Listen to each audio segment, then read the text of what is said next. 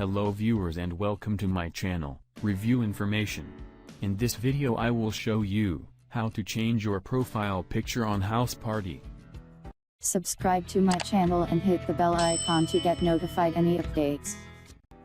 To begin, open Houseparty from your apps drawer.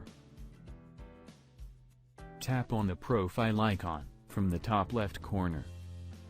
Now tap on the settings gear icon from the top left corner. Then tap on Edit Profile. Tap on your profile picture. Tap on Allow to access your gallery. Tap on Choose from Library. Now go to your gallery and choose a photo which you want to set as profile picture. Adjust the photo how you want.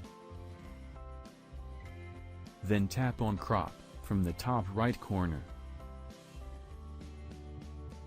That's it. Your profile picture has been updated.